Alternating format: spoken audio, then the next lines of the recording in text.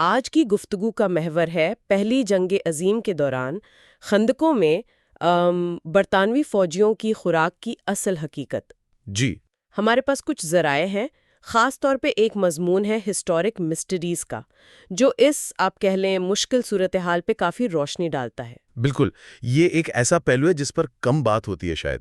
ہاں، کیونکہ خندقوں میں زندگی صرف گولہ باری اور موت کے خطرے کی وجہ سے ہی مشکل نہیں تھی۔ نہیں، بالکل نہیں۔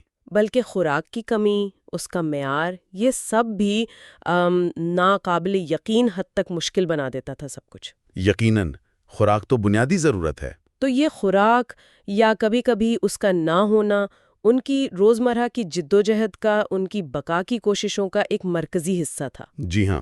تو آئیے ذرا تفصیل سے جائزہ لیتے ہیں کہ آخر وہ فوجی ان مشکل حالات میں کیا کھاتے پیتے تھے، ذرائع کیا بتاتے ہیں۔ اچھا سوال ہے، شروع کرتے ہیں۔ بالکل، شروعات کرتے ہیں ان کی ایک بنیادی خوراک سے، جسے خندق سٹیو کہتے تھے، یا زیادہ مشہور نام تھا میکانو کی۔ میکانو کی، ہاں، یہ نام تو بہت سنا ہے۔ یہ اصل میں ایک کمپنی کا نام تھا نا؟ جی بالکل، یہ ایک کمپنی تھی جو یہ ڈبے والا سٹو بناتی تھی، اور اتنی مشہور ہوئی کہ بس نام ہی پڑ گیا۔ اچھا۔ بنیادی طور پر یہ ڈبے میں بند بلی بیف، یعنی گائے کا گوشت جو محفوظ کیا ہوتا تھا۔ جی جی، کارنڈ بیف جیسا۔ ہاں، ویسا ہی کچھ، اور ساتھ میں کٹے ہوئے شلجم اور گاجریں، بس یہ آمیزہ ہوتا تھا۔ اور ذرائع یہ بتاتے ہیں کہ خندقوں میں کھانا پکانے کے حالات اتنے خراب تھے کہ یہ اکثر بیچاروں کو ٹھنڈا ہی کھانا پڑتا تھا۔ ہاں، یہ بات اہم ہے۔ دیکھیں، کھانا پکانے میں اصل مشکلات کیا تھیں، ذرا تصور کریں۔ جی، خندقیں گیلی، ہر طرف کیچڑ، تنگ جگہیں تھیں۔ آگ جلانا، خاص طور پر دشمن کی نظروں سے بچ کر، وہ تو انتہائی مشکل کام تھا۔ صحیح۔ پھر ایندھن کہاں سے آئے؟ لکڑی، کوئلہ وہ بھی کم ہوتا تھا، اور اسے محاذ تک پہنچانا خود ایک مسئلہ تھا۔ اوہ!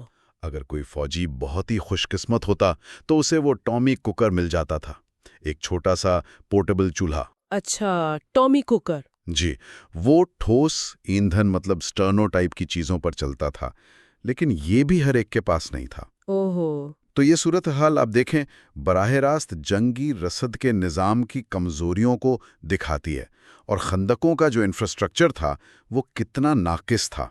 ایسے میں گرم کھانا واقعی ایک نعمت سمجھا جاتا ہوگا۔ بالکل۔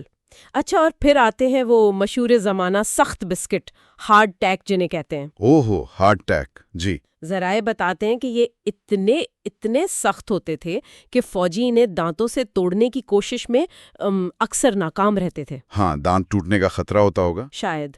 انہیں کھانے کا عام طریقہ یہ تھا کہ پانی یا چائے میں ڈبو کر گھنٹوں رکھا جائے تاکہ وہ کچھ نرم پڑ جائیں، چبانے کے قابل ہوں۔ جی بالکل، انہیں بھگونا پڑتا تھا۔ یہ ایک طرح سے روٹی کا متبادل تھے۔ ہاں بالکل، ایک بڑی برطانوی بسکٹ کمپنی تھی جو جنگ کے لیے لاکھوں کروڑوں کی تعداد میں یہ بنا رہی تھی۔ واہ! یہ درست ہے۔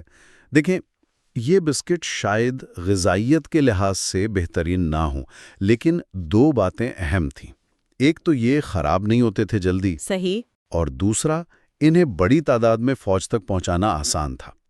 ان کی اہمیت کا اندازہ لگائیں کہ یہ بنیادی راشن کا لازمی حصہ تھے۔ اچھا۔ اور آپ نے چائے کا ذکر کیا، وہ بھی بہت اہم تھی۔ ہاں، چائے صرف پیاس بجھانے یا بسکٹ نرم کرنے کے لیے نہیں تھی۔ سوچیں ذرا، خندقوں کی وہ ٹھنڈی، گیلی، تکلیف دہ زندگی، جی، اس میں ایک کپ گرم چائے وہ نفسیاتی طور پر کتنا سکون دیتی ہوگی۔ بالکل، ایک چھوٹی سی راحت۔ جی، اور ایک عملی پہلو بھی تھا۔ پینے کا پانی اکثر کلورین سے صاف کیا جاتا تھا۔ اوہ، تو ذائقہ خراب ہوتا ہوگا۔ ہاں بالکل، ناگوار ذائقہ، یا بعض اوقات پانی ویسے ہی آلودہ ہونے کا خطرہ رہتا تھا۔ تو چائے اس ذائقے کو چھپانے میں مدد دیتی تھی۔ اچھا، یہ تو میں نے سوچا ہی نہیں تھا۔ تو یہ بظاہر چھوٹی سی چیز، چائے، اس وقت کے مشکل حالات اور فوجیوں کی نفسیاتی ضرورتوں کے بارے میں بہت کچھ بتاتی ہے۔ بالکل، معمول کی زندگی کی ایک جھلک، کسی قسم کی تسکین کی خواہش۔ بالکل۔ اچھا، اب ایک اور اہم چیز کا ذکر کرتے ہیں، رم کا راشن۔ ہاں، رم، جی۔ ذرائع بتاتے ہیں کہ فوجیوں کے لیے یہ بہت بہت قیمتی چیز تھی۔ جی ہاں، اس کا انتظار رہتا ہوگا۔ یہ خاص طور پر صبح سویرے سٹینڈ 2 کے وقت دیا جاتا تھا۔ جی، سٹینڈ 2۔ یہ وہ وقت ہوتا تھا جب بو پھٹنے سے پہلے سخت سردی میں فوجی ممکنہ دشمن کے حملے کے لیے اپنی پوزیشنوں پر الرٹ کھڑے ہوتے تھے۔ ہاں، دن کا سب سے خطرناک وقت سمجھا جاتا تھا۔ تو سوال یہ ہے کہ کیا یہ صرف سردی سے بچاؤ یا ہمت بڑھانے کے لیے تھی، یا اس وقت دینے میں کوئی خاص وجہ تھی؟ یہ ایک دلچسپ نکتہ ہے۔ بظاہر تو مقصد یہی لگتا ہے کہ جسم کو وقتی طور پر گرم رکھنا اور شاید لڑائی کے خوف کا مقابلہ کرنے کے لیے وہ کیا کہتے ہیں لیکوڈ کریج فراہم کرنا۔ ہمت، ہاں، لیکن اس کا نفسیاتی پہلو شاید زیادہ گہرا تھا۔ ذرا سوچیں، فوجی مسلسل موت کے سائے میں جی رہے تھے۔ جی، شدید تناؤ، جسمانی تھکاوٹ، نیند کی کمی اور خندقوں کی وہ مجموعی وحشت۔ اللہ۔ ایسے میں رم کا ایک چھوٹا سا گھونٹ شاید چند لمحوں کے لیے انہیں حقیقت کی تلخی سے فرار کا ایک ذریعہ دیتا تھا۔ ہاں، یہ ممکن ہے۔ اور سٹینڈ 2 کا وقت، جیسا آپ نے کہا، ویسے ہی دن کا سب سے زیادہ تناؤ والا لمحہ تھا۔ حملے کا خطرہ سب سے زیادہ۔ تو اس وقت رم دینا شاید فوجیوں کو اس مشکل گھڑی کا سامنا کرنے کے لیے نفسیاتی طور پر تیار کرنے کی ایک کوشش بھی تھی۔ اچھا۔ یہ دکھاتا ہے کہ کیسے ایک چھوٹی سی چیز جو عام حالات میں شاید اتنی اہم نہ ہو، جنگ کے اس غیر معمولی دباؤ میں فوجیوں کے لیے کتنی قیمتی بن گئی تھی۔ صحیح کہا۔ اچھا، خوراک اور مشروبات سے ہٹ کر کچھ اور چیزیں بھی تھیں جو فوجیوں کے لیے اہم تھیں؟ جی، ذرائع گھر سے بھیجے گئے پارسلز کا ذکر کرتے ہیں، ان میں اکثر چاکلیٹ ہوتی تھی۔ چاکلیٹ، گھر کی یاد؟ بالکل۔ یہ صرف ایک میٹھی چیز نہیں تھی، اس کا ایک جذباتی پہلو تھا۔ یقیناً۔ گھر والوں کی محبت، ان کی فکر، معمول کی زندگی کی ایک یاد دہانی۔ مقصد صاف تھا، فوجیوں کا حوصلہ بلند رکھنا۔ جی ہاں، یہ چھوٹی چھوٹی چیزیں بہت معنی رکھتی ہوں گی۔ اور سگریٹ، وہ تو لگتا ہے جیسے خندق کی زندگی کا ایک لازمی حصہ بن گئے تھے۔ ہاں، سگریٹ تو ہر تصویر میں نظر آتے ہیں۔ ذرائع بتاتے ہیں کہ سگریٹ اتنے زیادہ پیے جاتے تھے اور اتنے مقبول تھے کہ وہ اکثر چیزوں کے لین دین کرنسی کے طور پر بھی استعمال ہوتے تھے۔ بالکل، آپ کی بات میں وزن ہے۔ سگریٹ کا بطور کرنسی استعمال ہونا یہ بذات خود ایک، آپ کہیں، اہم سماجی اور معاشی حقیقت کی طرف اشارہ ہے۔ اچھا، کیسے؟ دیکھیں، یہ ظاہر کرتا ہے کہ خندقوں کے اندر بیرونی دنیا سے کٹ کر ایک اپنی چھوٹی سی معیشت وجود میں آ گئی تھی۔ اس معیشت میں سرکاری پیسے کی بجائے ان چیزوں کی قدر زیادہ تھی جو فوری ضرورت پوری کریں یا لمحاتی سکون دیں۔ صحیح۔ سگریٹ، چونکہ وہ اتنے مقبول تھے اور نسبتاً دستیاب بھی تھے، اس لین دین کا ایک آسان ذریعہ بن گئے۔ واہ! یہ صورتحال اس شدید خواہش اور اہمیت کو اجاگر کرتی ہے جو ان چھوٹی چھوٹی آسائشوں جیسے سگریٹ یا چاکلیٹ کو حاصل ہو جاتی ہے جب انسان زندگی کی بنیادی ضروریات اور بقا کی جنگ لڑ رہا ہو۔ تو یہاں ایک اہم نقطہ یہ سامنے آتا ہے کہ خندقوں نے اپنی ایک الگ تھلگ سی معاشی حقیقت بنا دی تھی، جہاں بقا اور فوری تسکین ہی اصل قدر تھی۔ بالکل۔ اب ایک انتہائی متنازعہ اور پریشان کن پہلو کی طرف آتے ہیں جس کا ذکر ان ذرائع میں ملتا ہے، وہ ہے منشیات کا مبینہ استعمال۔ یہ تو سنگین بات ہے۔ جی، ذرائع فورس مارچ نامی ایک دوا کا ذکر کرتے ہیں۔ فورس مارچ؟ ہاں، جس کے بارے میں کہا جاتا ہے کہ اس میں کوکین شامل تھی۔ کوکین فوجیوں کو؟ جی، بظاہر یہ فوجیوں کو اس لیے فراہم کی جاتی تھی تاکہ شدید تھکاوٹ اور بھوک کے احساس کو دبایا جا سکے، تاکہ وہ طویل مارچ یا مشکل ڈیوٹی برداشت کر سکیں۔ یا اللہ! کچھ مورخین کا تو یہ بھی ماننا ہے کہ اس طرح کے مادے کم از کم کچھ حد تک حکام کی طرف سے جان بوجھ کر فراہم کیے جاتے تھے۔ مطلب سرکاری طور پر؟ ہاں، تاکہ فوجی خندقوں کے وہ ناقابل تصور حد تک سخت اور غیر انسانی حالات جھیل سکیں۔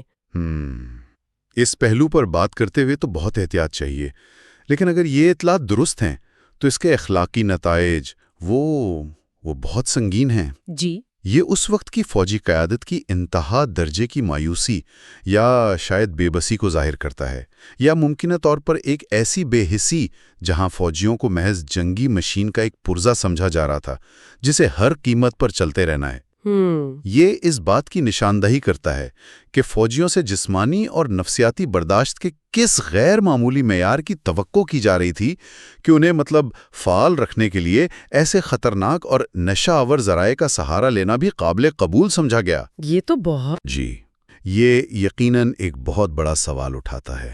فرض کی ادائیگی کے نام پر انسان سے کیا کچھ مانگا جا سکتا ہے، اور انسانی بقا، انسانی صحت کی بنیادی ضروریات وہ کہاں کھڑی ہوتی ہیں؟ یہ جنگ کی ایک تاریخ ترین حقیقت کی طرف اشارہ ہے۔ واقعی؟ تو اس ساری گفتگو کا خلاصہ کیا ہے؟ آئیے اہم نکات کو ایک بار پھر دیکھتے ہیں۔ جی، پہلی جنگ عظیم میں خندقوں میں برطانوی فوجیوں کی خوراک وہ ایک ملی جلی تصویر ہے۔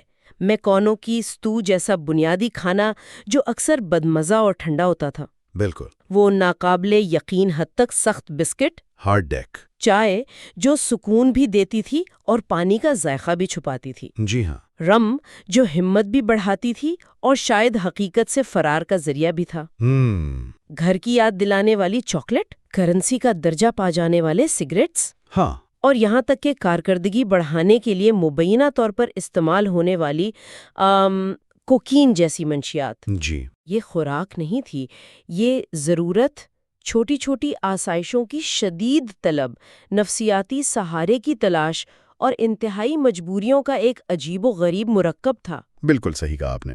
یہ جنگ کی بھوک، محرومی اور انسانی برداشت کی انتہاؤں کی ایک بہت تاریک اور پریشان کن تصویر پیش کرتی ہے۔ بالکل۔ اگر ہم ان تمام معلومات کو اکٹھا کر کے دیکھیں تو یہ صاف ہو جاتا ہے کہ خوراک صرف جسمانی توانائی کا ذریعہ نہیں تھی۔ نہیں، یہ پہلی جنگ عظیم میں خندقوں کی زندگی کی جو وسیع تر حقیقتیں تھیں ان کا ایک آئینہ تھی۔ صحیح۔ یہ رسد و رسائل کے نظام کی ناکامیوں کو دکھاتی تھی، جنگی مشینری کی بے رحم ضروریات کو سامنے لاتی تھی، فوجیوں پر پڑنے والے ناقابل بیان نفسیاتی دباؤ کی عکاسی کرتی تھی، اور بقا کے لیے اختیار کیے جانے والے انتہائی سخت، بعض اوقات متنازع طریقوں پر روشنی ڈالتی تھی۔ جی، اگر ہم اسے بڑی تصویر سے جوڑیں تو خوراک اور اس سے جڑی ہر چیز، اس کی کمی، اس کا معیار، اس کے ساتھ منسلک رسومات جیسے رم راشن، یہ سب مل کر فوجیوں کی حیران کن ہمت اور برداشت کے ساتھ ساتھ ان کی شدید تکالیف اور ان حالات کو بھی اجاگر کرتی ہیں جن کا انہیں سامنا تھا۔ بالکل درست۔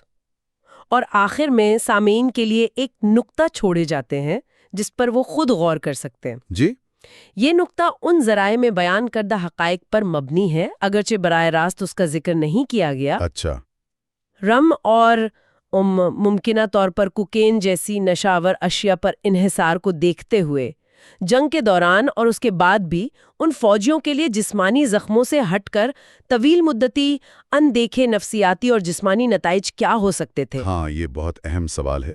لت لگنا، ذہنی صحت کے مسائل، جنگ کے بعد سماج میں واپس آنے میں مشکلات، یہ وہ پہلو ہیں جن پر جنگ کے انسانی اثرات کو سمجھتے ہوئے شاید مزید غور و فکر کی ضرورت ہے۔ یقیناً جنگ کے زخم صرف جسم پر نہیں لگتے،